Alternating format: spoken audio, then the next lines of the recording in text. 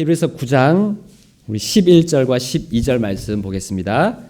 그러나 그리스도께서는 다가올 좋은 일들의 대제사장으로 오시되 손으로 만들지 아니한 성막 곧 이 건물에 속하지 아니한 더 크고 더 완전한 성막을 통해 오셔서 염소와 송아지의 피가 아니라 자기 피를 힘입어 단 한 번 거룩한 곳에 들어가사 우리를 위하여 영원한 구속을 얻으셨느니라. 아멘. 기도하시겠습니다. 하나님 아버지, 이 시간을 주님께 맡깁니다. 주님이 이 말씀으로 저희들을 구원하셨습니다. 이 진리가 저희들 앞에서 보여졌을 때에 저희들이 예수님, 하나님의 아들이신 또 사람의 아들이신 예수님을 우리가 구주와 주님으로 받아들였습니다.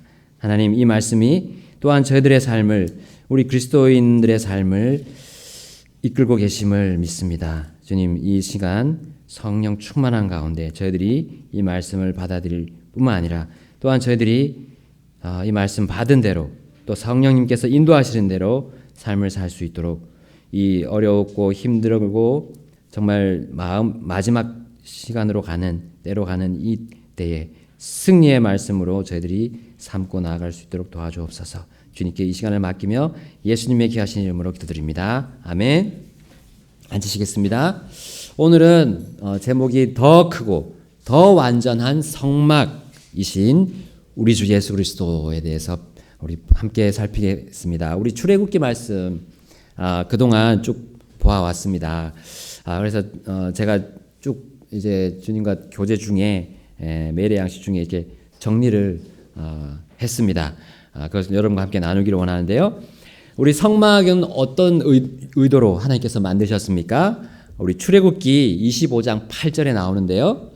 제가 읽겠습니다. 또 내가 그들 가운데 거하도록 그들이 나를 위해 성소를 만들게 하라 하셨습니다. 성막 안에 보면 우리 성소가 있고 지성소가 있잖아요. 그래서 특별히 성소를 하나님께서는 강조를 하셨어요. 근데 그 모든 성막 전체가 바로 하나님께서 우리 그 백성들, 이스라엘 백성들을 만나기 위해서 그 성막을 만들도록 하셨어요.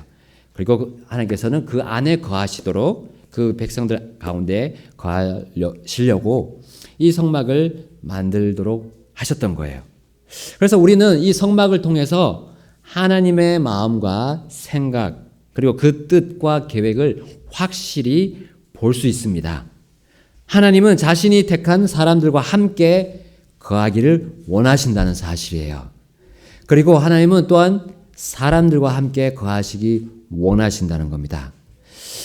자, 그리고 모세에게 그 성막의 모든 양식을 다 말씀해 주셨어요. 자, 우리와 함께 거하시기 위해서 하나님은 사람의 방식과 사람의 방법, 사람의 그런 건축 방식이 아니라 하나님의 방식을 가지고 그 모세에게 제시해 하셨다는 거예요. 그러므로 우리가 하나님을 만나러 그분 앞으로 나아갈 때 우리의 방식, 사람이 고안한 방식으로 나아갈 수 없습니다. 물론 하나님은 우리 사람이 언제든 죄를 지을 수 있는 죄성을 가진 그런 죄인임을 알고 계세요. 그러므로 그분은 사람 자신이 바로 그 죄인임을 먼저 알려주시도록 하려고 바로 이 성막에 대해서 이스라엘 백성들에게 보여주시면서 또 우리한테도 보여주신 겁니다. 그리고 성막 안에 있는 그 뜰 안에 있는 기구들까지, 심지어 뜰에 있는 그 기구들까지들도 바로 하나님께서 우리 각자가 죄인이고 그리고 그 죄를 씻어야 하는, 그 죄를 제거해야 하는 그런 존재임을 알 수 있도록 하신 겁니다. 심지어요, 여러분 그 성막에 있는 덮개가 있잖아요. 덮개가 뭐 여러 장으로 겹쳐져 있어요. 그것 또한 우리가 죄인임을 알려주고 계십니다. 자, 성막에 우리 현수막 그 첫 문을 이제 열고 한번 들어간다고 생각해 봅시다. 성막 문을, 그 현수막 첫째 문을 열고 들어가게 되면 이제 성막 뜰이 나오는데 그 첫 번째 우리가 딱 볼 수 있는 첫 번째 기구.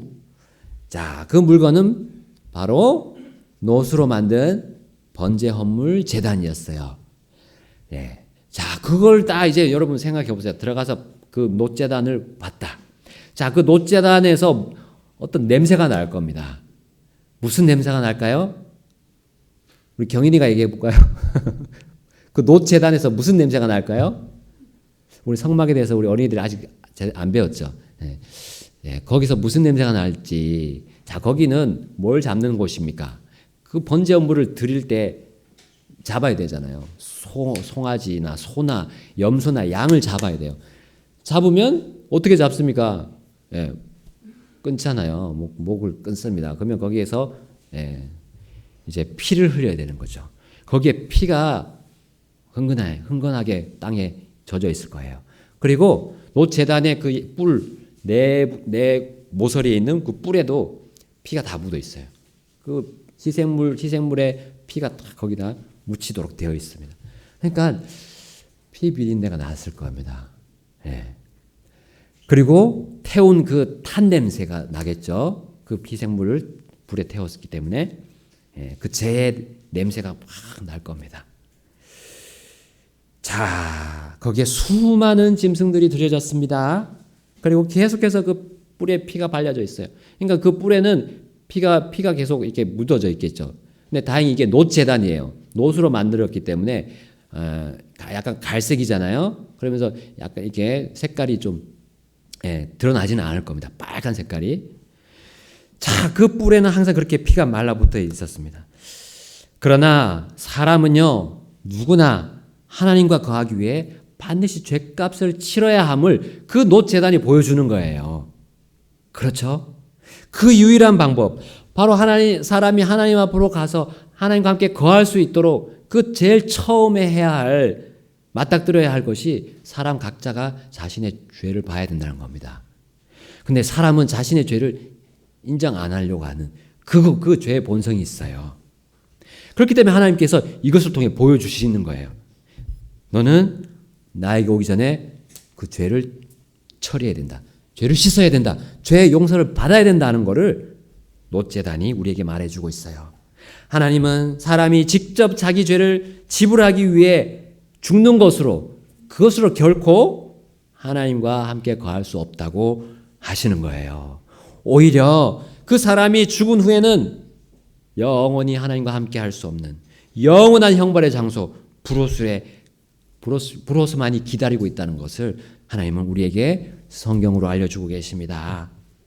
그러므로 죄 없으신 하나님은 그들의 죄들로부터 구하기 위해서 그분이 직접 오셔야 했던 거예요. 예, 바로 그분이 예수님이십니다. 예수님은 하나님이시지만 그분은 죄 없으신 또 사람의 몸을 입고 오셨던 거예요. 인류의 유일한 구원자로 오셨던 겁니다. 그분은 사람으로 오셨지만 전혀 죄가 없으십니다. 바로 이스라엘 백성들이 그 놋 제단에 드렸던 그 짐승들은 바로 그분의 그림자였어요. 그분의 그림자였을 뿐입니다. 바로 예수님이 실체이셨던 겁니다. 우리 히브리서 8장을 볼까요? 히브리서 8장에 그 말씀이 나오고 있습니다. 히브리서 8장 2절 말씀, 그 앞에 제가 1절부터 읽겠습니다. 이제 우리가 말한 것들에 관한 요점은 이것이니 곧 우리에게 이러한 대제사장이 계시다는 것이라. 그분은 하늘들에서 돈음하신 분의 왕좌 오른편에 앉아 계시며 성소와 참 성막을 섬기시는 분이신데 이 성막은 주께서 치신 것이요 사람이 친 것이 아니니라. 대제사장마다 임명을 받아 예물과 희생물을 드리나니 그러므로 이 사람도 무엇인가 드릴 것이 있어야 함이 마땅하도다. 만일 그분께서 땅에 계셨더라면 제사장이 되지 아니하셨을 터이니 이는 율법에 따라 예물들을 드리는 제사장들이 있기 때문이라. 5절 우리 다 같이 읽겠습니다. 시작. 이 제사장들은 모세가 성막을 만들려 할 때에 하나님께 권고받은 바와 같이 하늘에 있는 것들의 본보기와 그림자를 섬기나니 그분께서 이르시되 너는 조심하여 산에서 내게 보여준 양식에 따라 모든 것을 만들라 하시느니라. 아멘. 예. 우리 예수님께서 바로 그 모든 것들, 우리의 그 이스라엘 백성들의 각자가 매번 드렸던 그 죄 헌물, 그리고 속죄일에 드렸던 그 모든 헌물이 대신, 그리고 그것을 가지고 대제사장이 지성소로 들어갔을 때 바로 그 대제사장의 그림자가 아니라 본체셨죠. 그림자는 그 당시 이스라엘 백성의 대제사장이 그림자였고, 바로 본체는 예수 그리스도라는 사실을 우리가 이 말씀을 통해서 볼 수 있습니다. 그러니까요, 우리 예수님을 통하지 않고는 아버지께로 갈 수 없는 거예요. 아버지 하나님, 그 왕자에 계신 존엄하신 분께로 우리는 갈 수가 없고, 그분과 함께 거할 수가 없는 겁니다. 여러분 중에 아직 죄 용서 받지 못한 사람이 있습니까? 죄에 대한 유일한 희생물이 대신 2000년 전에 오셨던 예수님이 하신 그 일을 한번 그러면 들어보십시오. 그분이 바로 그 노제단에 드려진 그 모든 짐승들을 다 해도 갚지 못할 우리 각자의 죄들을 모두 다 가지고 가신 분입니다. 어디로 가셨습니까? 갈보리 십자가로 올라가셨던 거예요. 그리고 유일한 희생물이 되셨습니다.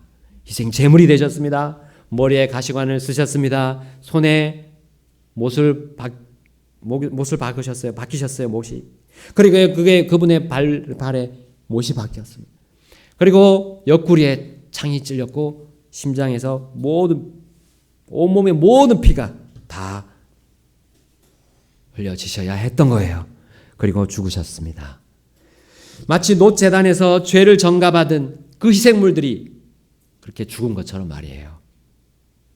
우리 히브리서 9장 보겠습니다. 9장 11절부터 14절까지 제가 12절 13절 읽고 14절 같이 읽겠습니다. 12절, 염소와 송아지의 피가 아니라 자기 피를 힘입어 단 한 번 거룩한 곳에 들어가사 우리를 위하여 영원한 구속을 얻으셨느니라. 황소와 염소의 피와 암송아지의 죄를 부정한 자에게 뿌려 육체를 거룩히 구별하고 정결하게 하거든. 14절 읽겠습니다. 하물며 영원하신 성령을 통해 자신을 점없이 하나님께 드린 그리스도의 피는 죽은 행위로부터 너희 양심을 얼마나 더 많이 깨끗하게 하여 살아계신 하나님을 섬기게 하겠느냐. 아멘. 아멘. 주 예수님은, 주 예수 그리스도, 그분은 죄가 없으셨습니다. 그러므로 우리 각자의 죄 형벌을 대신 당할 수 있으셨어요. 그리고 피를 다 흘리셨습니다. 여러분, 피는 무엇입니까? 생명이죠. 피는 생명이다 라는 거죠. 사람이 만약에 누구의 피를 흘리게 해서 그렇게 흘리게 했다면 그 죄값으로 그 자신도 피를 흘리고, 그리고 만약에 그 사람을 피 흘려 죽게 했으면 똑같이 피를 흘려서 죽어야 하는 거예요. 우리 히브리서 9장 22절에 그렇게 말씀합니다. 율법에 따라 거의 모든 것이 피로써 깨끗하게 되나니 피 흘림이 없은즉 사면이 없느니라. 아멘. 여러분, 사람의 피 흘림은 결국 죽음으로 끝이 나는 거예요. 죽음. 그러나 예수님의 피는 죽음으로 끝나지 않습니다. 왜냐하면요, 예수님은 죽으시고 그냥 끝나신 것이 아니죠. 그분은 무덤을 깨치고 부활하셨습니다. 예, 사망이 그분을 붙잡을 수 없었어요. 죽음이 그분을 무덤에서 나오지 못하게 할 수 없었던 겁니다. 그분은 약속대로 3일 만에 다시 살아나셨던 겁니다. 그러므로 그분의 피는 죽어 있습니까? 아니죠. 살아나셨는데요. 그 피가, 그 흘리신 피가, 갈보리 십자가에서 흘리신 피가 여전히 지금도 살아있는 겁니다. 여러분, 그러므로 우리가 갈 수밖에 없는 저기 사망의 공간, 싫지 않은 공간, 지옥, 그리고 영원히 있어야 될 불호수, 거기, 그 모든 그 지옥과 불호수의 권세를 이길 수 있는 피가 바로 우리 주 예수님의 피라는 거예요. 그 보혈은 영원한 불호수도 피해가는 거예요. 그 징벌도 슬슬슬 그 보혈 앞에서 그 고귀한 보배로운 피 앞에서 자리를 뜨게 되는 겁니다. 그래서 우리는 그분의 피를 힘입고 주님 앞에 나아가서 자백하는 거예요. 내가 죄인이라는 걸 자백하는 거예요. 그리고 주님께서 유일하게 듣는 그 죄인의 기도를 드리면 돼요. 그게 어떤 기도입니까? 우리 그런 기도가 세리의 기도라고 우리는 알 수 있어요. 볼 수 있어요. 세리의 기도. 누가복음 18장 13절에 그 세리가 이렇게 기도했잖아요. 세리는 멀리 서서 감히 눈을 들어 하늘을 우러러 보지도 못하고 다만 가슴을 치며 이르되 하나님이여 죄인인 내게 긍휼을 베푸소서. 이 기도, 이렇게 기도하는 세리 보세요. 이렇게 기도하는데 자신이 죄인이라는 사실을 인정하지 않았다고 우리가 볼 수 있습니까? 그럴 수 없습니다. 세리는요 어떤 사람들이었습니까? 부자였습니다. 세리는 기본적으로 그 시대 때 부자였어요. 지금으로 말하면 많은 재물을 가지고 있는 사람이에요. 그 재물을 가지고 떵떵거리며 살 수 있는 사람이에요. 자신이 잘못한 그 모든 잘못도 돈 뿌려가면서 막을 수 있는 사람 아닙니까?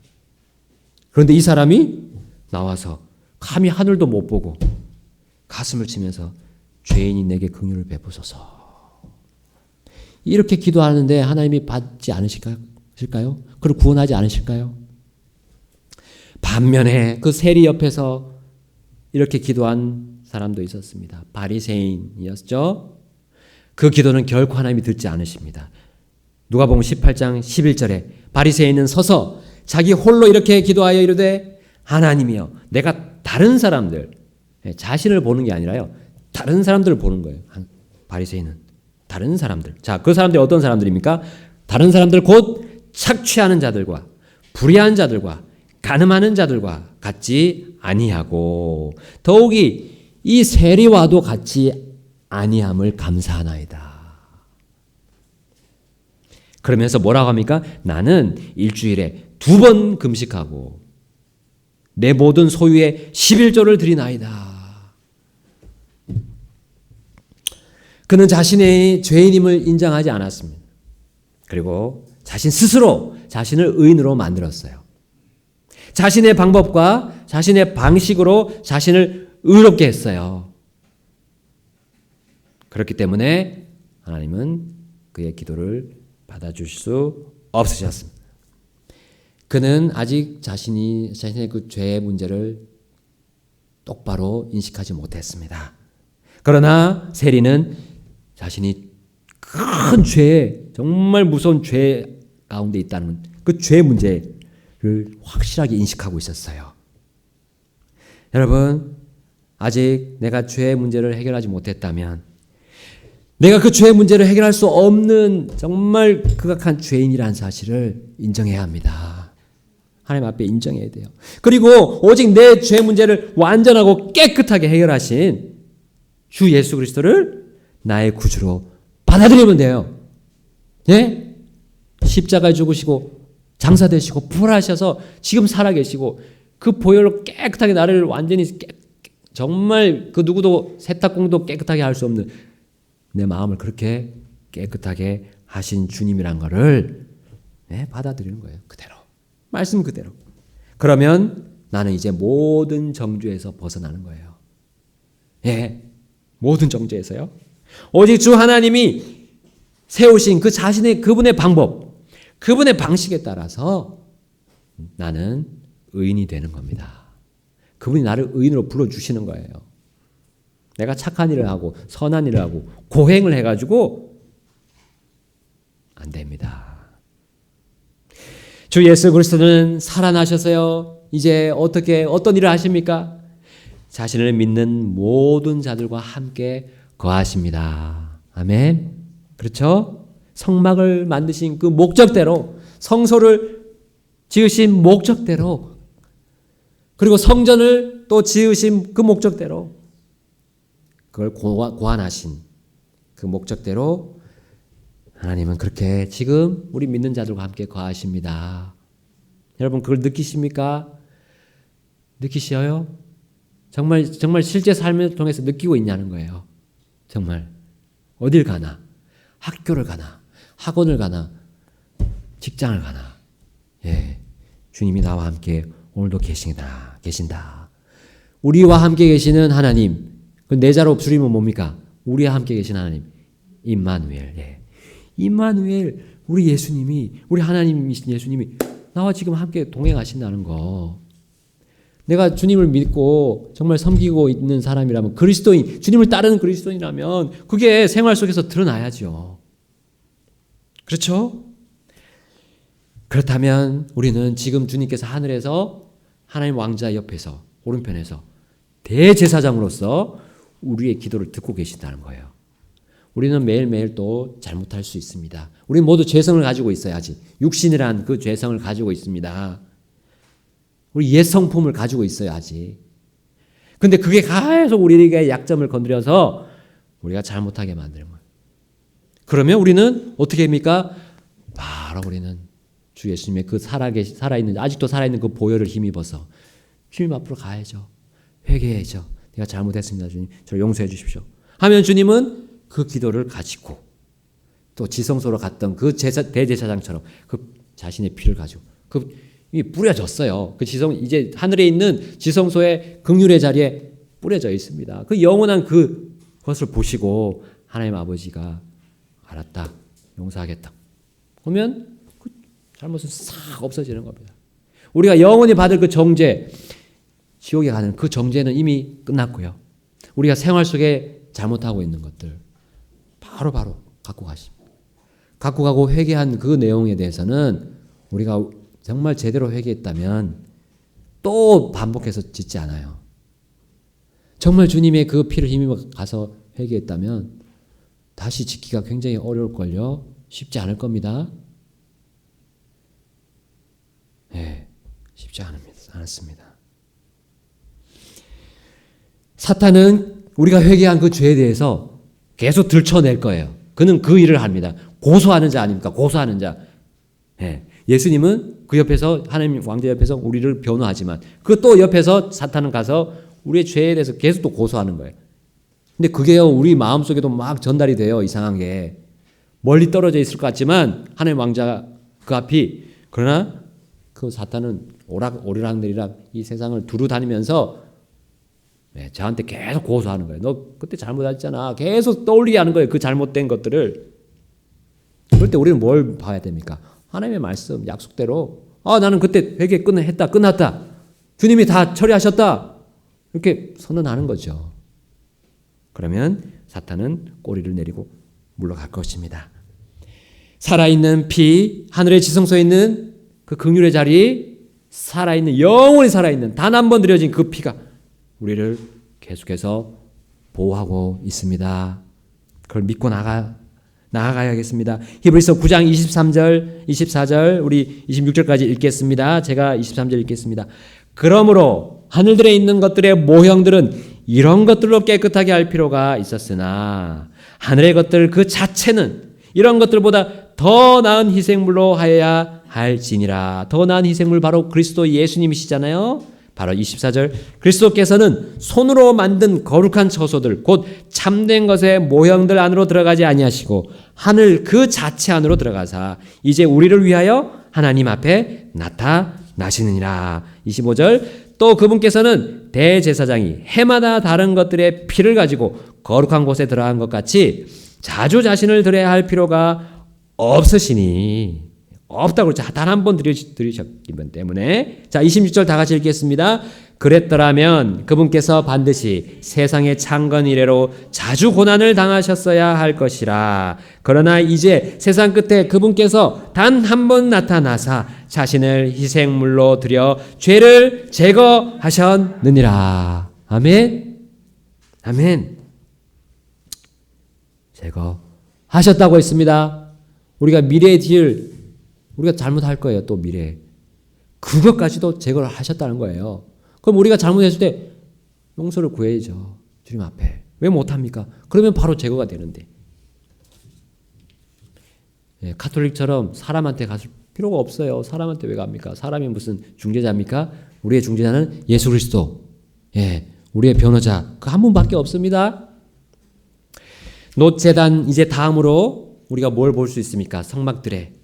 바로 그 다음에 보면 성소 앞에 물두멍이 또 놓여 있어요. 물두멍. 놋으로 만드는 겁니다. 이것도 놋으로. 자, 죄 씻음을 받은 그 제사장이 이제 하나님을 섬길 수 있게 되었고, 이제 그가 하나님을 섬기기 전에 항상 손과 발을 이제 물로 씻어야 돼요. 이제 대야와 같은 것이 이제 물두멍입니다. 자, 물두멍의 재료는 특이하게도 일반적인 놋이 아니었어요. 여인들의 거울이었다는 겁니다. 거울. 그렇죠? 놋으로 만든 거울. 자, 이게 참 의미가 있습니다. 놋 거울로 만든 물두멍 안에 그리고 그 물이 또 있죠. 자, 이것은 구원받은 자가 하나님의 자녀가 매일매일 매순간 짓는 생활의 죄들을 하나님의 말씀을 보고 이제 알고 내가 죄를 지은 걸 알고 깨닫고 하나님 앞에 나가서 씻어야 하는 것을 의미하는 거예요. 말씀의 물로 정결하게 하기 위해서 우리를 교회로 모이게 하신 거죠. 교회가 되게 하신 거잖아요. 말씀의 물로 씻는 이 작업을 우리는 바로 그 물두멍을 통해서 알 수 있습니다. 그리고 이게 또 거울이잖아요. 거울. 하나님의 말씀은 야고보서에 보면 거울. 우린 나 자신을 똑바로 볼 수 있는 거울이에요. 사람은 사람을 확실하게 진단할 수 없어요. 그 마음에 뭐가 있는지 사람은 정확하게 알 수 없습니다. 그러나 이 말씀을 딱 보게 되면요, 내 마음이 어떤 상태인지 분명하게 정확하게 진단을 받을 수 있어요. 그래서 거울이라고 하잖아요. 거울. 성경은 깨끗한 거울. 그 찬송도 있어요. 어린이 찬송. 성경은 깨끗한 거울. 하나님의 말씀을 비춰주고 예수님의 모습을 비춰주고 내 마음도 비춰주는 고마운 거울이라는 그런 찬송도 있습니다. 하나님의 말씀. 자, 또한 주님께서 거하시는 곳은 성막이 아니라 이제는 구원받은 자들이잖아요. 우리 교회가 이제 성막이고 성전입니다. 그래서 우리 각자 안에 거하시는 분이 우리 주 예수님이세요. 주 예수님이 이제 우리의 온 몸과 혼과 영으로 주님과 함께 우리가 만나는 겁니다. 그리고 또한 우리의 이 세 부분으로 혼과 몸과 혼으로 영으로 주님을 섬기는 거예요. 그러면 어떻게 해야 됩니까? 깨끗해야 됩니다. 거룩해야 되죠? 그것이 거룩하신 주님의 자녀들이 이 죄악된 세상에서 살아가야 하는 방식이에요. 하나님께서 세우는 방식. 이것이 바로 물두멍을 통해서 우리에게 또 보여주시는 거예요. 레위기 11장 44절에 말씀합니다. 나는 주 너희 하나님이니라. 그런즉 내가 거룩하니 너희도 너희 자신을 거룩히 구별하여 거룩할지니라. 너희는 땅에서 기는 것, 즉 기는 그 어떤 것으로 인하여 너희 자신을 더럽히지 말지니라 했습니다. 그 땅은 우리 죄악 세상을 얘기합니다. 거기서 우리는 더럽히지 말아야 된다는 거죠. 거룩해야 된다는 겁니다. 또 우리 베드로전서 1장 14절에서 15절 16절 우리 가서 한번 보겠습니다. 너희는 순종하는 자녀로서 전에 알지 못하던 때에 이전 정욕들에 따라 너희 자신을 꾸미지 말고 오직 너희를 부르신 분께서 거룩하신 것 같이 너희도 온갖 종류의 행실에서 거룩할지니라. 기록된 바 내가 거룩하니 너희도 거룩하라 하셨느니라. 아멘. 자, 우리가 거룩해라고 하셨는데 얼마나 거룩해야 할까? 자, 그 거룩함의 평가의 기준이 무엇입니까? 아멘. 예수님이십니다. 바로 우리의 사람의 아들로 부르신 이유가 우리 주님을 이제 믿은 사람들이 예수님처럼 사람이신 그 예수님이 사신 것처럼 살도록 하면 아닙니까? 그분이 우리가 얼마나 거룩해야 하는지를 보여주는 기본이시고 거울이시다는 겁니다. 그러므로 이 녹거울로 만든 물두멍이 바로 곧 우리 주 예수 그리스도를 보여주는 상징물이에요. 여러분, 주님을 보면 돼요.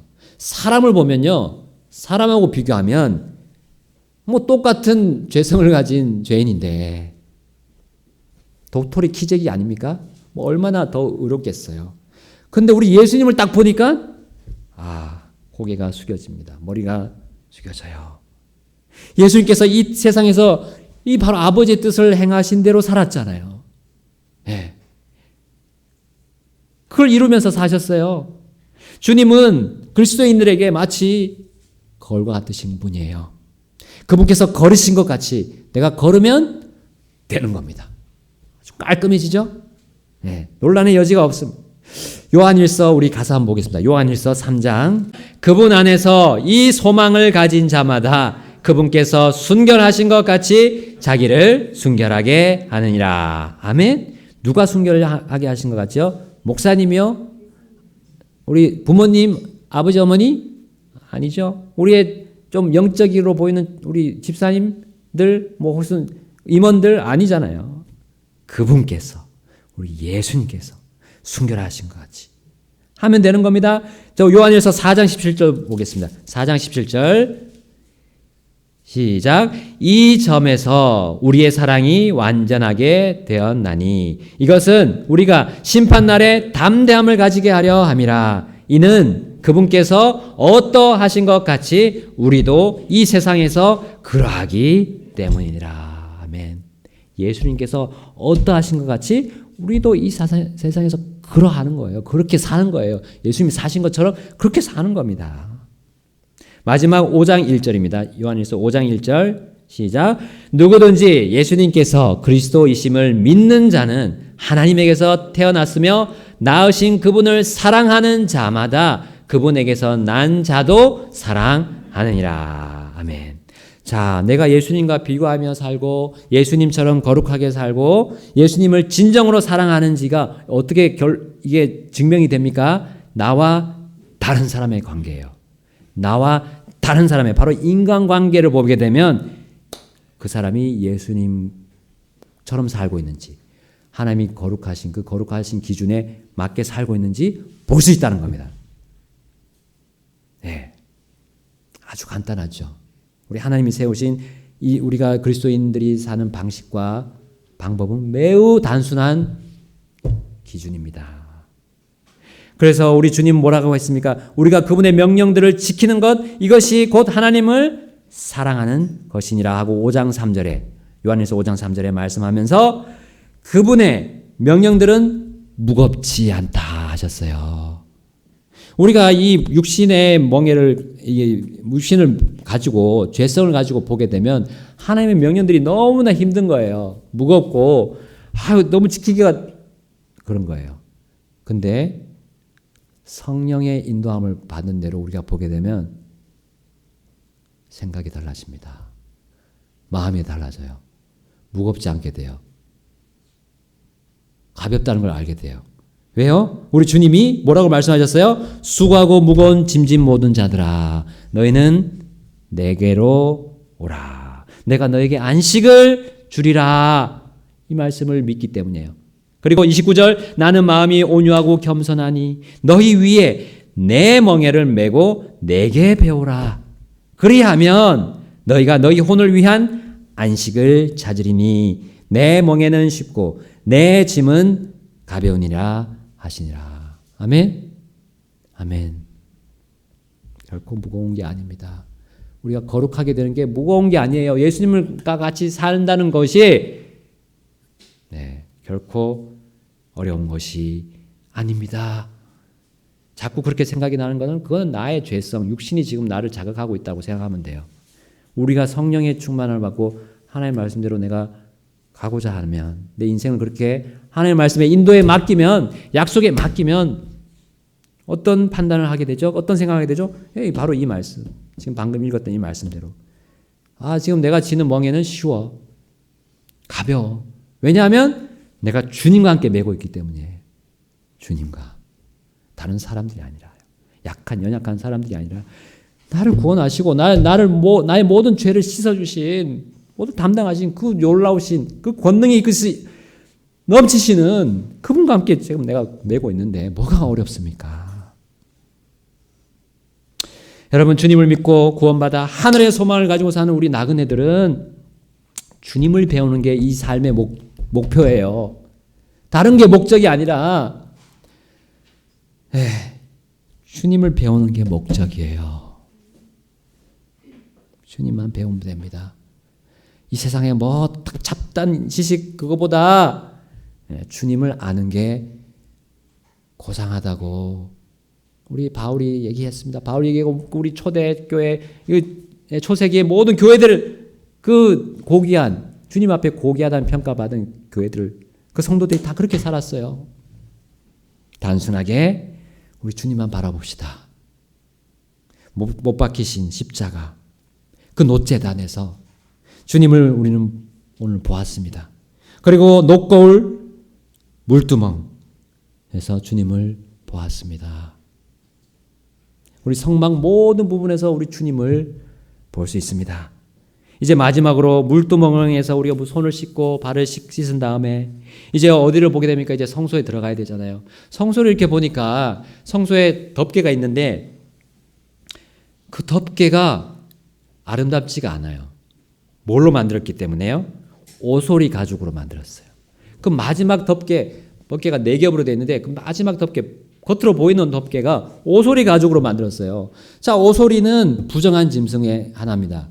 부정한 짐승. 하나님이 부정한 짐승이라 해서 먹지 말라고 한 짐승. 부정한 짐승. 게다가 그 가죽이 겉으로 보기에 색깔도 칙칙하고 어둡고 또 얼룩덜룩한 무늬가 있어요. 얼룩덜룩한. 네. 성막들의 현수막들은 이게 청색과 자주색과 주홍색, 아마실로 막 이렇게 꼬아서 한 그 정말 아름다운 수놓아진 그런 것들로 딱 덮여 있는데 왜 그렇게 멀리서 보면 딱 보이게 될 그 성막 덮개가 그렇게 칙칙하고 어둡고 얼룩덜룩한 그런 걸 썼을까요? 우리 건축업자들은 그런 거 잘 쓰지 않을 것 같아요. 아름다운 걸 쓰지 정말 화려하고 무지개 빛깔 확 나는 뭐 그런 걸 쓰든지. 그래서 근데 하나님은 사람들의 생각으로 사람들의 방식으로 그걸 지으라고 하신 것이 아니었었죠? 하나님의 방식으로 지으셨던 거예요. 자, 그 성막은 하나님이 하늘의 양식 그대로 하나님이 가지고 계신 그 뜻을 보여주시기 위함이었어요. 자, 그것은 바로 사람이 여전히 죄의 본성을 가진 우리가 구원받고 주님의 자녀가 됐지만 여전히 죄의 본성, 그 육신을 가지고 있음을 보여주신다고 저는 확신합니다. 우리의 삶에서 우리 주님과 이렇게 막 영적인 교제를 하면서 살아갈 때에 순간순간 만나는 거는 우리 예수님도 그랬잖아요. 예수님도 성령 충만할 때 마귀가 와서 시험했어요. 우리 또한 성령 충만할 때 마귀가 와서 역사합니다. 다시금 그 평안을 빼앗으려고 하고 우리가 주님으로부터 더 앞으로 나아갈 때 방해하도록 와가지고 우리의 보상을 빼앗아가는 그 존재가 마귀 사탄 아닙니까? 그러니까 우리가 그 사탄의 시험에 걸리지 않기 위해서는 내가 주님과 함께 지금 걷고 하나님의 말씀을 막 보고 배우고 또 내가 실제적으로 막 순종해서 나오는 그 열매를 보면서 막 충만한 가운데 또 교만도 거기에 싹 틀 수 있다는 거. 그렇기 때문에 우리는 항상 내가 어떤 존재인지 내가 죄성을 가지고 육신 속에 빠지면 나는 그대로 그냥 또 넘어져서 꼬꾸라질 수 있는 그런 연약한 존재인지를 그 어두칙칙한 오소리 가죽 통해서 다시금 확인하고 성소로 들어가는 거예요. 주님을 만나러 또 들어가는 겁니다. 그 작업이 우리는 계속 있어야 돼요. 주님 앞에서 만날 때 우리가 매일의 양식 보기 전에 우리는 어떻게 나갑니까?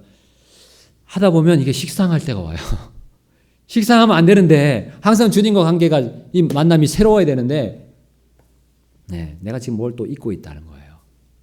내가 얼마나 죄에 또 거기에 덫에 걸릴 수 있는 사람인지를 다시금 보라는 겁니다. 여러분 히브리서 9장 27절에 말씀합니다. 오늘 본문 히브리서 9장 27절 한 번 죽는 것은 사람들에게 정해진 것이요 이것 뒤에는 심판이 있나니. 이거 첫 번째 심판은 우리 정죄받는 심판이잖아요. 그리고 우리 구원받은 사람들에게는 또 심판이 있잖아요. 그리스도의 심판석이 있어요. 그럼 물론 이것이 1차적으로는 징벌의 심판으로 우리는 많이 적용해서 씁니다. 징벌의 심판 당할 자들을 우리는 주님과 관계만 계속하는 것이 아니라 우리 사람하고 관계해야 되잖아요. 그러니까 징벌 받을 사람들이 우리 주위에 널려 있습니다.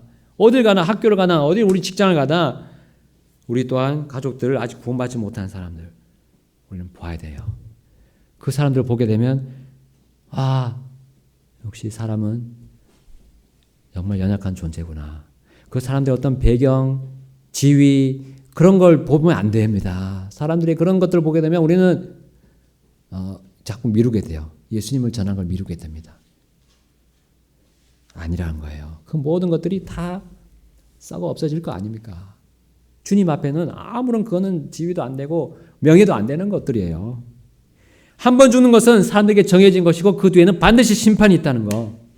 이거 가질 수 있도록 하나님은 그 덮개를 그렇게 칙칙한 걸로 보여주셨던 겁니다.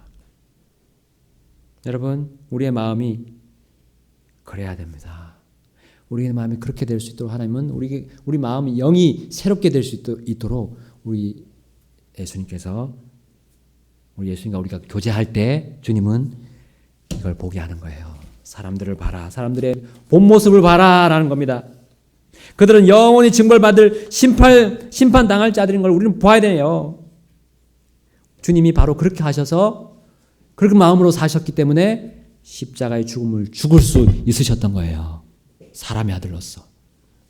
우리도 오소리 가죽처럼 주위에서 방황하고 어둡고 칙칙한 그런 죽어가는 삶을 사는 영혼들을 봐야 됩니다. 불쌍히 여겨야 됩니다. 그 사람이 어떤 배경이 있든 상관없이요. 그래야 성막 그 자체이신 우리 주님, 또 하나의 성전이신 우리와 우리의 교회를 우리는 더 귀중하게 생각하면서 그들에게 주님을 증거하게 될 거예요. 그리고 우리는 그분의 영광이 우리 안에서 빛나고 우리 교회 안에서 빛나게 될 겁니다. 그들이 구원받든 그들이 구원의 초청에 응하든 응하지 않든 우리는 주님만을 전하는 것뿐입니다. 내가 먼저 받았던 그 말씀, 그 복음의 말씀을 그냥 전할 뿐이에요. 네. 내가 뭘 짜내가지고 내 지식, 사람의 지식으로 막 이렇게 해서 될 일이 아닙니다. 복음 전하는 거는 그냥 말씀 있는 그대로 전하는 거예요. 그러면 말씀이 자유로운 행동을 가지고 그 사람한테 가서 역사를 하는 거예요. 자, 우리가 그렇게 해서 우리 다시 오실 주님을 맞이해야 되지 않을까요? 히브리서 9장 28절 보고 마치겠습니다. 히브리서 9장 28절 마지막 보고 마치겠습니다. 이와 같이 그리스도께서도 많은 사람의 죄들을 담당하시려고 단 한 번 드려지셨으며 또 자신을 기다리는 자들에게 죄와 상관없이 두 번째 나타나사 구원에 이르게 하시리라. 아멘. 많은 사람의 죄들을 담당하시려고 주님이 성막을 우리에게 오늘 놋제단 또 물두멍 덮개를 보여주셨습니다. 그리고 단 한 번 그분이 드려지신 모습을 그걸 통해서 보여주셨고요. 그리고 이제는 자신을 기다린 자들에게 죄와 상관없이 두 번째 오실 것 그리고 우리의 모든 구원 완전히 이루실 것을 우리에게 보여주셨습니다. 미리 보여주셨습니다. 미리 우리에게 알려주셨습니다. 다 같이 주님 앞으로 나아가겠습니다. 같이 기도하시겠습니다.